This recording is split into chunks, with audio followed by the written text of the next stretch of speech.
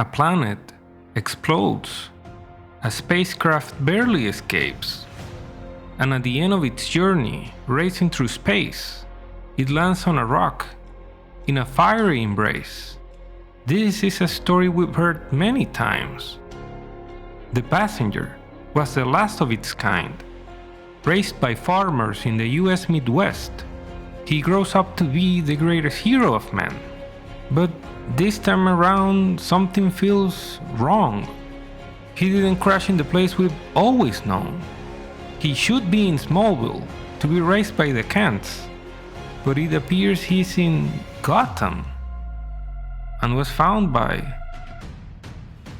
the Waynes. Hello, I'm Edgar Miranda. Another world, another Martha. She nurtured his soul with unconditional love and taught him respect for all people, whereas Thomas concerned himself more with testing his mental limits and shaping his mind.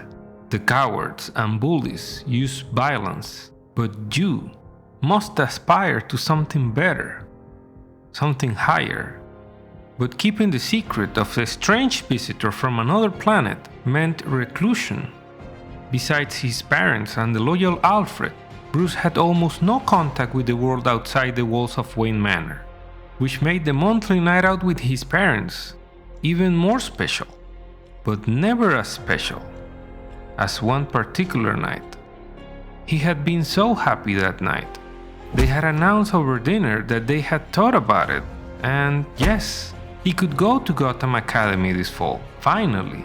It's time to face the world, Bruce, his father told him. There's just so long we can protect you from it.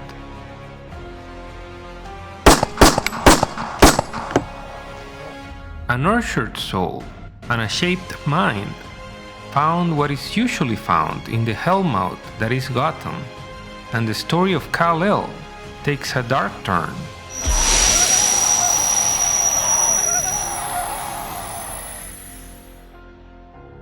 They found Joe Shield the next morning, face down in an alley, dead, body burned beyond recognition.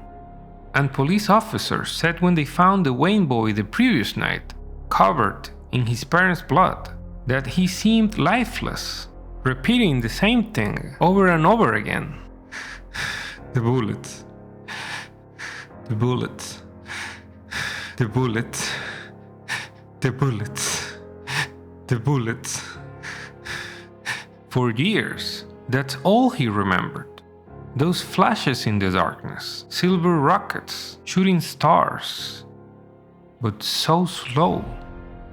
He knew there was nothing he could have done. He was only 9. How could he possibly have saved them? But the guilt and the shame remained. Master Wayne, honestly, breakfast at 9 p.m., wandering the house like a ghost all night. A vital young man like you should be out, living life. We go through this every night, Alfred. Don't you get tired of it? Sir, you hide here like some recluse. The papers call you Gotham's Howard Hughes. The papers? Look at the papers, Alfred. Is this the world you're selling me? Nothing but blood and madness. Nothing but violence and death. Ugh. I hate it. He really did. But those things he hated, he also needed. Collecting clippings, like a madman, like some detective, obsessing about those horrible acts, focusing on other people's pain, allowed him to avoid his own. But that night, his unknown birthright did nothing but remind him. He could hear every gunshot, every cry for help, flesh being cut, bones shattered, and then Gotham, unfamiliar voices, unfamiliar footsteps, near, in the next room. Okay, Wayne, just take it nice and easy and the old man stays in one piece. How dare you? Didn't you hear what you animals? You stinking, murdering animals.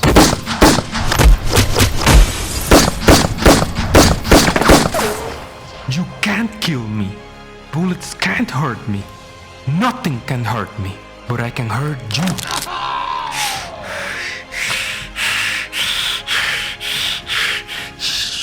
You don't deserve. You animal. I killed you.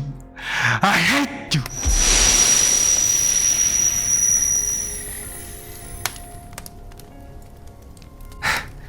Alfred, these powers, I think I've always all these powers, and I couldn't even save them.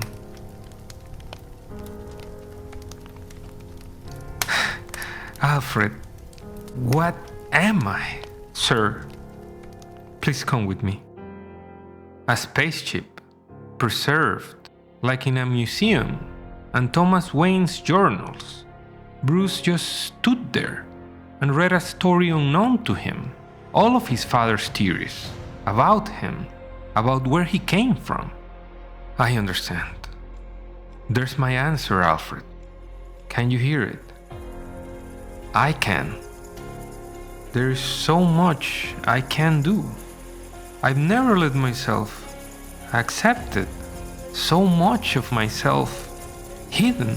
Atonement for my guilt, for letting them die, but not anymore. At last, I know myself. At last, I can become more. I will become vengeance.